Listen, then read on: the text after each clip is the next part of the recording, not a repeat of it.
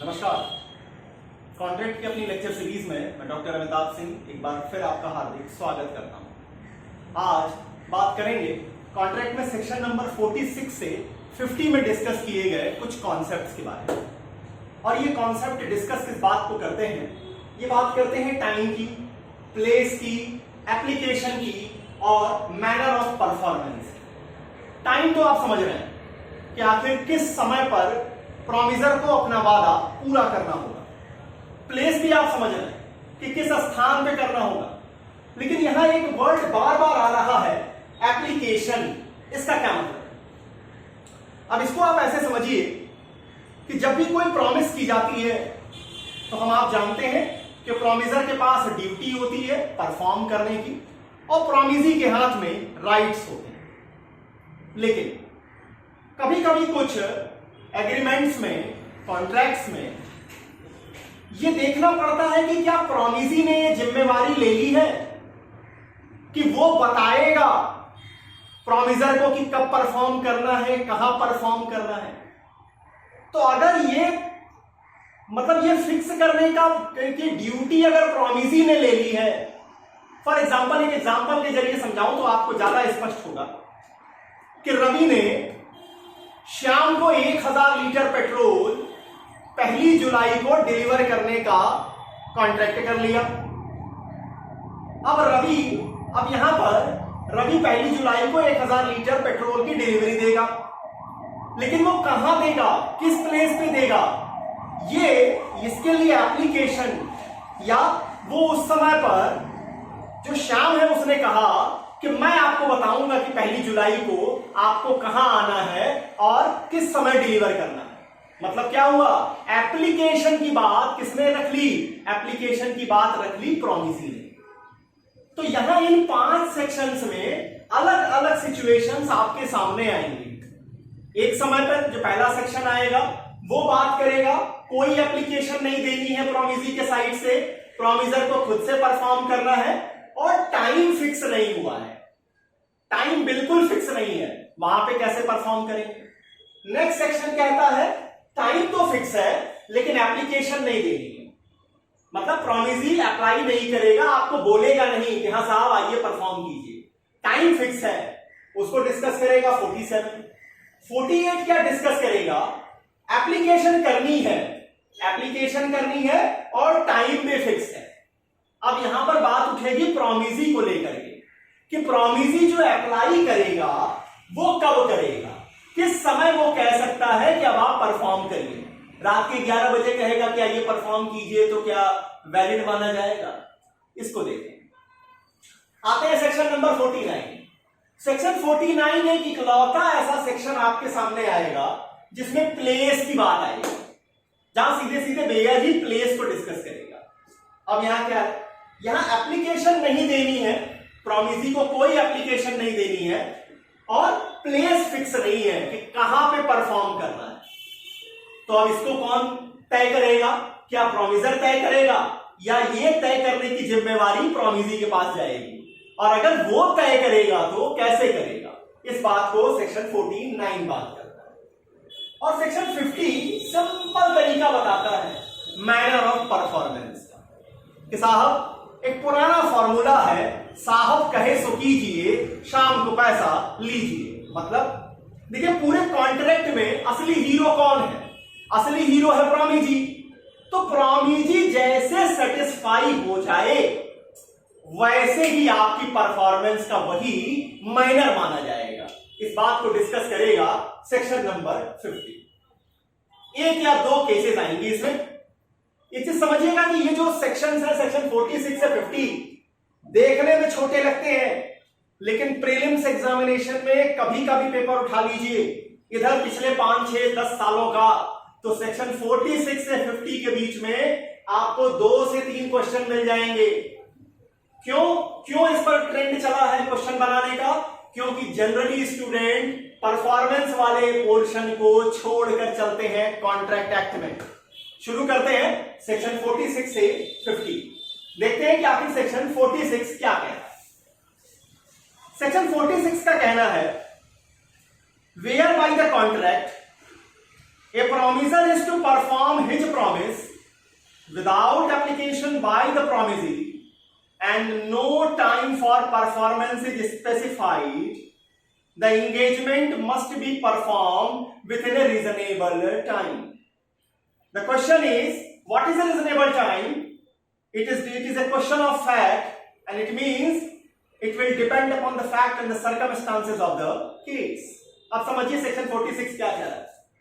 Section 46 कह रहा है कि एप्लीकेशन नहीं देनी है, मतलब प्रॉमिसी को कुछ नहीं करना है, और कोई टाइम भी स्पेसिफाइड नहीं किया गया है, फिक्स नहीं किया गया है कि आप 25 जुलाई को करेंगे, 26 जुलाई को करेंगे, 30 जुलाई को करेंगे, फिर आप कब परफॉर्म करेंगे. तो सेक्शन 46 कहता है कि आप परफॉर्म कीजिए रीजनेबल टाइम के अंदर. अब इसको एग्जांपल से समझिए. मान लीजिए आपके शादी का सूट है, शादी अभी लंबी समय है, अभी उस मतलब बातचीत चल रही है, अभी उसकी डेट फाइनल नहीं है, तो अभी टाइम स्पेसिफाइड नहीं हुआ. आपने सूट सिलने को दे दिया है, टेलर ने कहा कि हम दे देंगे, आपको एप्लीकेशन नहीं देनी है, आपको ये बता कहना भी नहीं है कि नहीं आइए और दीजिए. तो अब टेलर कब देगा? कहता है अब कपड़ा आपने लिया है तो रीजनेबल टाइम के अंदर दे दीजिए, 15 दिन, 20 दिन, 1 महीने के अंदर दे दीजिए. अब पता चला कि कपड़ा आप लीजिए 2021 में और आप सूट सिल के दीजिए 2022 में, 2023 में, तो वो परफॉर्मेंस नहीं मानी जाएगी. रीजनेबल टाइम के अंदर आपको परफॉर्म करना पड़ेगा. तो सेक्शन 46 में आप आगे याद करने के लिए लिख लीजिए प्रॉमिसर और इसके बाद लिख लीजिए रीजनेबल टाइम. कब परफॉर्म करेगा? रीजनेबल टाइम पे परफॉर्म करेगा. क्यों? क्योंकि यहां प्रॉमिसी की कोई ड्यूटी नहीं. नेक्स्ट आते हैं सेक्शन नंबर 47. सेक्शन 47 क्या कह रहा है? टाइम स्पेसिफाइड कर दिया गया है, 26 जुलाई को देना है, लेकिन एप्लीकेशन नहीं करेगा. मतलब क्या है? मतलब प्रॉमिसी कुछ नहीं कहेगा. आपने कहा आप 25 जुलाई को डिलीवर करेंगे. अब वहां क्या होगा? देखिए सेक्शन नंबर 47 कहता है when a promise is to be perform on a certain day. यहां पर आपने क्या किया? डेट को फिक्स कर लिया. And the promiser has undertaken to perform it without application by the promisee. Promisee को कुछ भी अप्लाई नहीं करना है, कुछ नहीं कहना है कि आप परफॉर्म करेंगे. The promisor may perform it at any time during the usual hours of business on such day and at the place at which the promise ought to be perform. अब इसका क्या मतलब?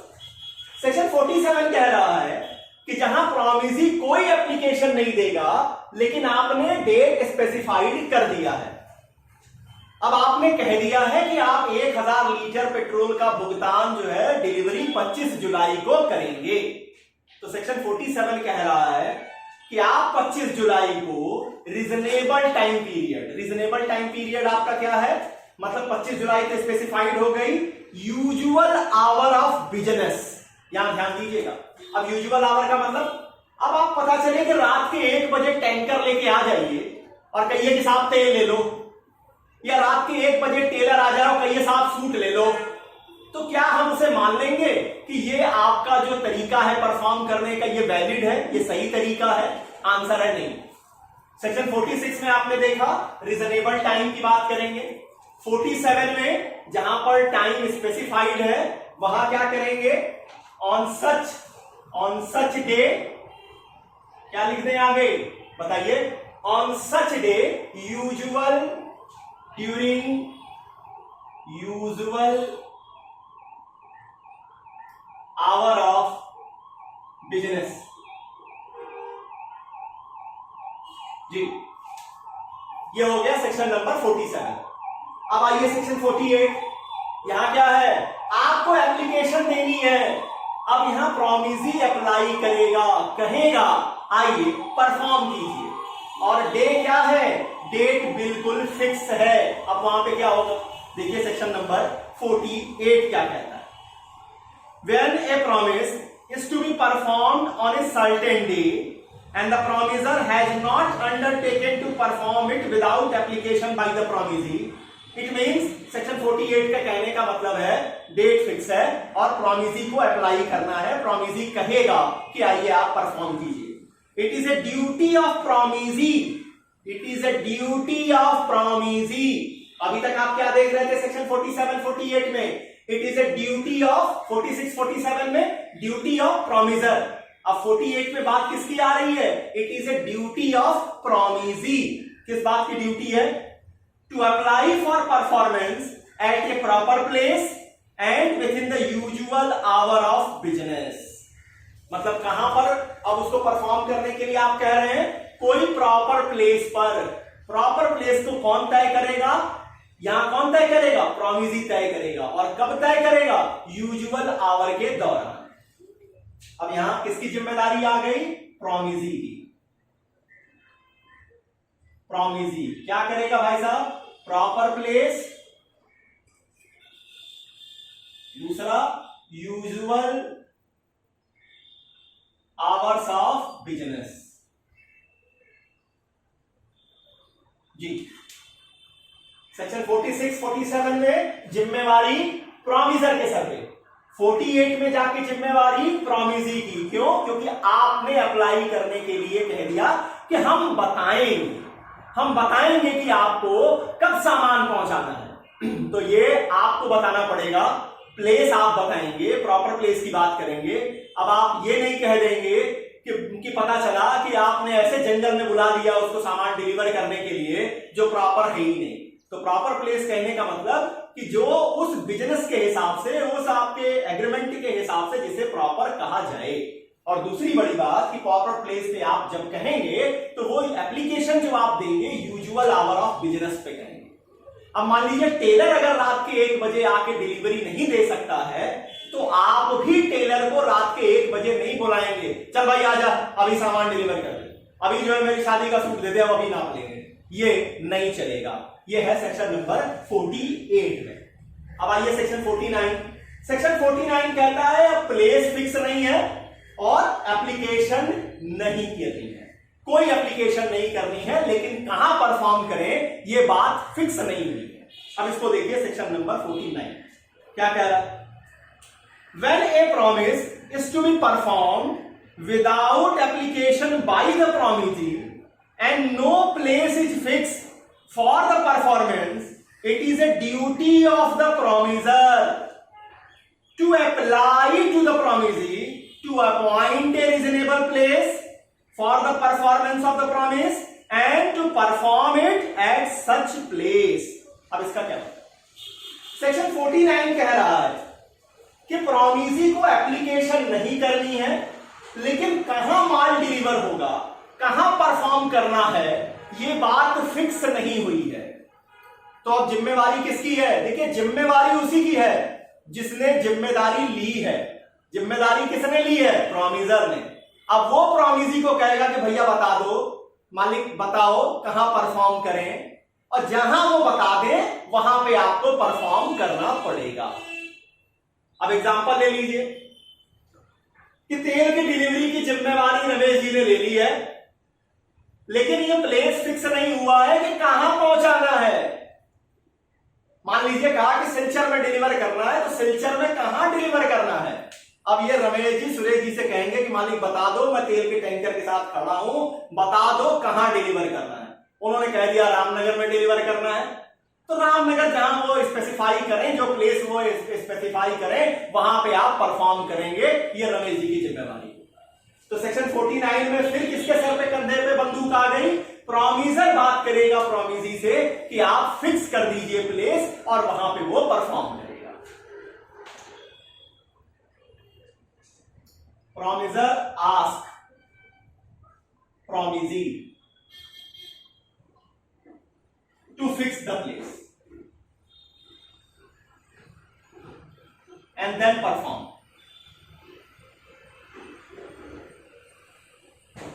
चलिए साहब, ये हो गया सेक्शन 49। सेक्शन 49 पर एक केस लिख लेते हैं। केस का नाम है ग्रीनॉन वर्सेस लक्ष्मी नारायण अग्रवाल। ठीक है, नाम है इनका ग्रीनॉन वर्सेस जनरली लक्ष्मी की स्पेलिंग दूसरी होती है, लेकिन यहां स्पेलिंग दूसरी है। लक्ष्मी, नारायण की भी स्पेलिंग दूसरी है, नारायण, और अग्रवाल की भी स्पेलिंग दूसरी है।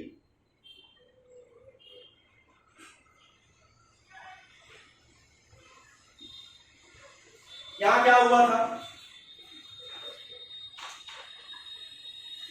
यहां प्रोमिसर ने किसी सामान को डिलीवर करने की जिम्मेवारी ली थी, प्लेस नहीं फिक्स हुआ था, सिर्फ इतना कहा गया था कि बंगाल में कहीं भी डिलीवरी आप कहेंगे हम दे देंगे।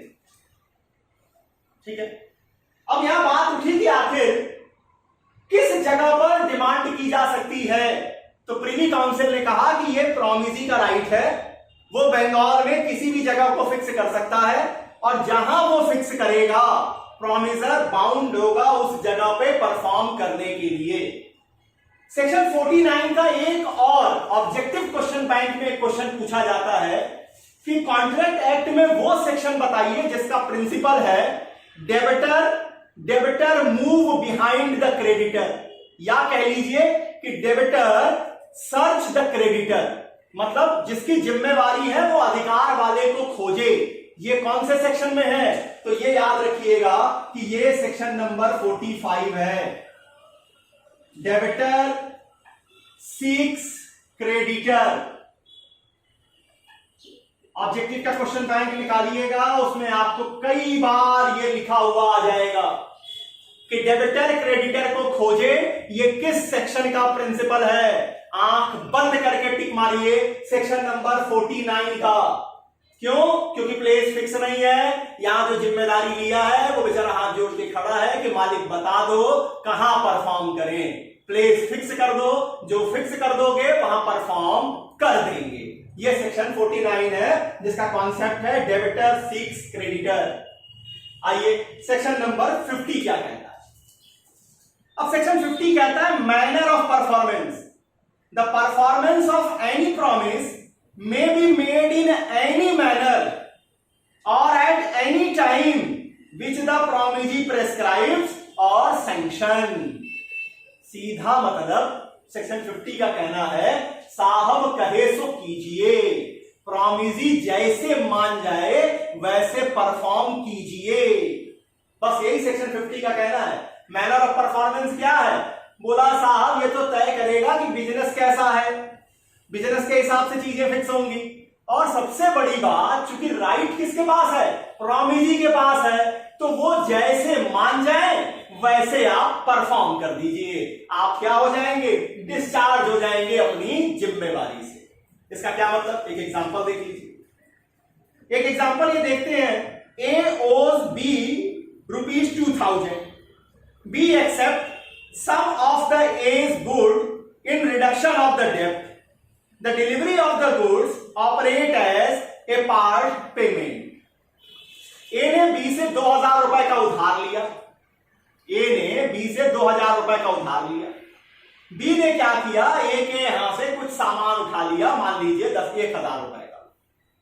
तो अब ए वो परफॉर्म में क्या मान लिया जाएगा, सामान का उठाना, कि वो हो गया, उनका डेप्ट का पार्शली उन्होंने क्या कर लिया, रिकवर कर लिया।